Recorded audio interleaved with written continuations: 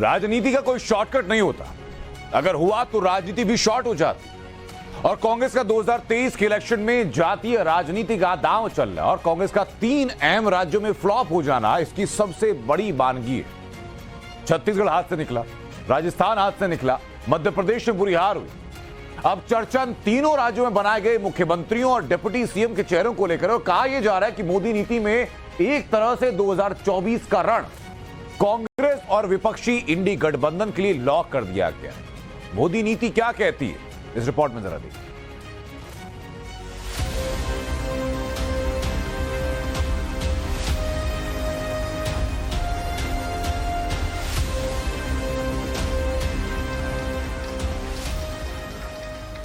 पहले छत्तीसगढ़ में बीजेपी ने चौंकाया, विष्णुदेव साय का नाम बतौर सीएम सामने आया।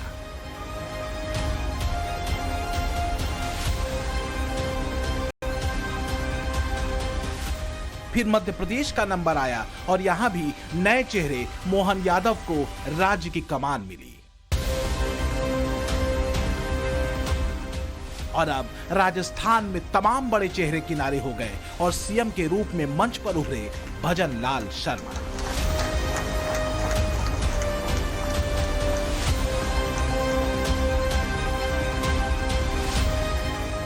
सारी कयासबाजी, सारी अटकलें, सारी माथापच्ची एक तरफ और भरोसा एकदम नए चेहरे पर।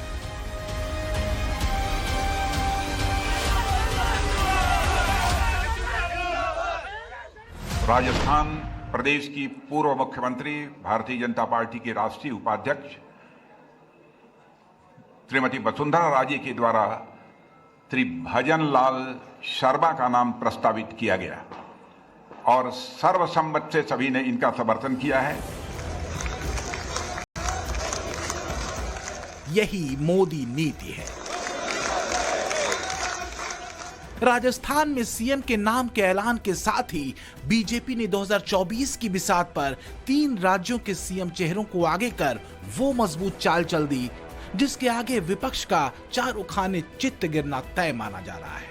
मोदी की ये वो नीति है जिसके आगे विपक्ष के सारे गणित का गड़बड़ाना तय है। छत्तीसगढ़ में जहां विष्णुदेव साय के रूप में एक आदिवासी चेहरे को सूबे की बागडोर दी गई, वहीं मध्य प्रदेश में मोहन यादव के तौर पर एक ओबीसी चेहरे को कमान मिली और राजस्थान में ब्राह्मण चेहरा भजन लाल शर्मा सीएम बने। हमारी योजना ऐसी नहीं होती, आपको लगता होगा कि लास्ट मोमेंट ऐसा कर दिया, लास्ट मोमेंट ऐसा कर दिया, ऐसा नहीं होता है जी। हम बहुत डिटेल में प्लान करके चीजों को ऑर्गेनाइज करते हैं। आउट ऑफ बॉक्स सोचना और चौंका देना मोदी की लीडरशिप का यही स्टाइल है और इस सरप्राइज से निकलता संदेश सिर्फ 3 राज्यों के लिए नहीं है, बल्कि 2024 के लिए ये संदेश पैन इंडिया के लिए है, खासकर कांग्रेस और विपक्ष की हालिया जातीय राजनीति वाले दांव के मद्देनजर। नरेंद्र मोदी जी ओबीसी, दलित, आदिवासी के लिए काम नहीं करते हैं। अगर हम सत्ता बांटने की बात करें तो पहला कदम ये होना चाहिए किसकी कितनी आबादी है। ओबीसी वर्ग को जागरूक होना पड़ेगा। आपको ठगा जा रहा है।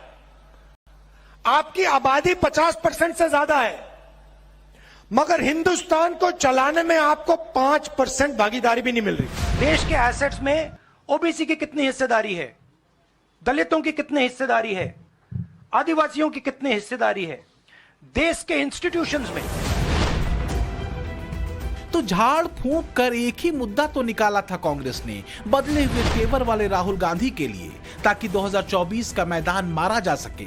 लेकिन लगता है जैसे जाति वाला सारा विपक्षी शोर एक ओर हो गया और मोदी का तीर सीधे निशाने पर लगा। तभी तो तीनों राज्यों में राहुल गांधी का ओबीसी कार्ड जनता ने रिजेक्ट कर दिया। बीजेपी को 163 सीटें मध्य प्रदेश में मिली, पिछली बार से 54 सीटें ज्यादा, जबकि कांग्रेस को महज 66 सीटें मिली, 2018 से 48 सीटें कम। राजस्थान में भी जाति भेद वाले दांव की यही गति हुई। बीजेपी को 42 सीटों के उछाल के साथ 115 सीटें मिली, तो कांग्रेस 31 सीटों के घाटे पर 69 सीटें ही हासिल कर पाई। और छत्तीसगढ़ में भी जातीय जनगणना वाले दांव पर यही जवाब कांग्रेस को जनता ने दिया। बीजेपी को 54 सीटें मिली, 39 सीटों का उसे फायदा हुआ, जबकि कांग्रेस को महज 35 सीटें हासिल हुई, 2018 के मुकाबले 33 सीटें कम। आदिवासी, ओबीसी और ब्राह्मण चेहरे को चुने जाने के पीछे मैसेज सीधा और साफ है। मोदी नीति में जाति का भेद नहीं है, जो सबसे अहम है वो है काम और नए चेहरों को जिम्मेदारी। हमारे जाति को साधने की आवश्यकता नहीं। हमारे सबसे बड़ा चेहरा 36 कौम का नरेंद्र मोदी है। उनके नाम पर हम चुनाव तीनों स्टेट में जीते, देश में 2 बार जीत गए, 2024 में जीते। यही मोदी नीति, मोदी का वो दांव है जो 23 में अपने जातीय दांव से बुरी तरह घायल विपक्ष को 24 की पराजय की देहरी पर डाल सकता है। ऐसा क्यों है, इसको समझिए जरा। राहुल गांधी और विपक्ष का मोदी पर यह आरोप है कि मोदी सरकार पिछड़ों, आदिवासियों और दलितों के विरुद्ध है, और अब यह आरोप गलत साबित हो चुका है। इसके साथ ही 2 और अहम संदेश मोदी नीति ने दिया है। पहला संदेश ये कि बीजेपी के भीतर मामूली कार्यकर्ता भी मुख्यमंत्री बन सकता है, और दूसरा ये कि मोदी सुविधाजनक राजनीति के बजाय प्रयोगशील राजनीति करते हैं। जाहिर है प्रयोग करने में जोखिम ज्यादा है, पर मोदी जानते हैं अगर नीयत साफ है तो जनता का साथ मिलेगा, ये तय है। और यही प्रयोग बीजेपी कार्यकर्ताओं में भी एक उम्मीद और जोश भरता है। फैमिली रन पार्टियों के बीच भाजपा ऐसा राजनीतिक दल है जो युवाओं को आगे आने के लिए बहुत अवसर देता है, खुला मैदान देता है।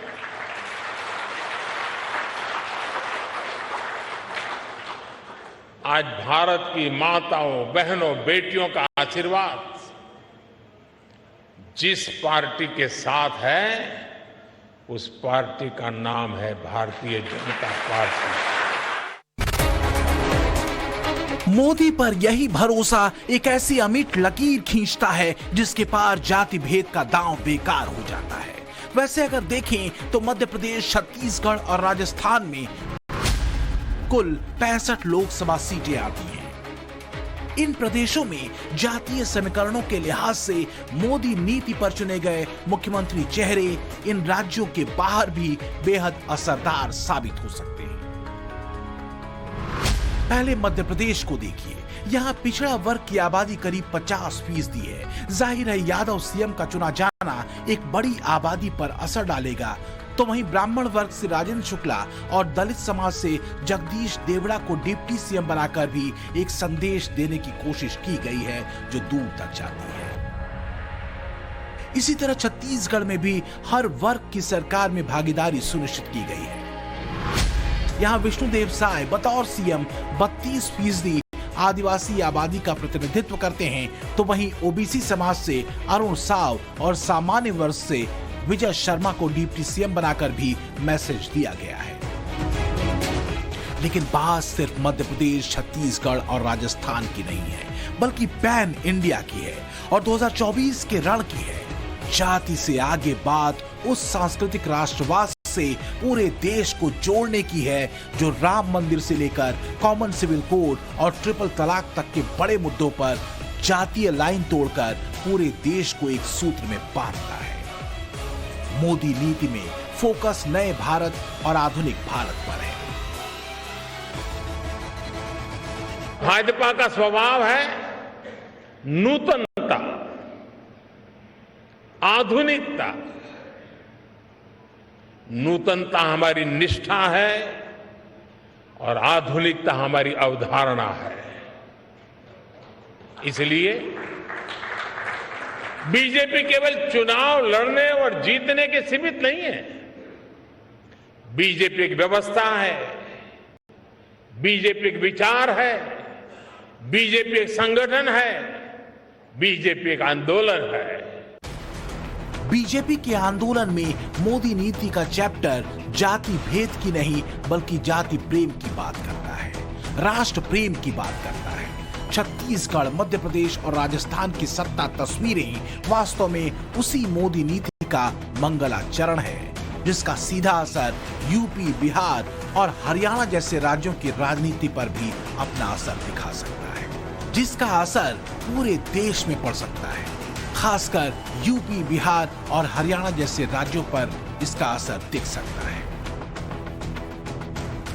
यूपी में ओबीसी मतदाताओं की संख्या 54% है, बिहार में 63.13%, हरियाणा की बात करें तो यहाँ ओबीसी आबादी 28.3% है। राहुल जी जो कहते हैं उनका असर मोदी जी पे होते हैं। जब राहुल जी कास्ट सेंसस के बारे में कह चुके हैं तो एक के बाद एक राज्यों में जो चीफ मिनिस्टर बनते हैं वो उसी समीकरण के मुताबिक बनते हैं। तो 2019 के बड़े मुद्दे राम मंदिर निर्माण, आर्टिकल 370, ट्रिपल तलाक के खिलाफ कानून और नागरिकता संशोधन कानून के मुद्दे अब पूरे हो चुके हैं। विपक्ष की जाति वाला दांव भी मोदी नीति में बुरी तरह पिट चुका है। तो अब मोदी नीति का 2024 में अगला दांव क्या है? तो अगला दांव है ये भ्रष्टाचार का समूल नाश।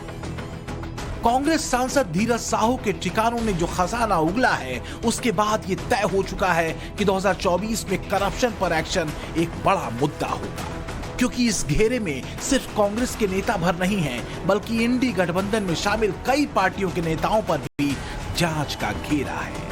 मोदी नीति में एक बात हर पन्ने पर लिखी है, न खाऊंगा न खाने दूंगा।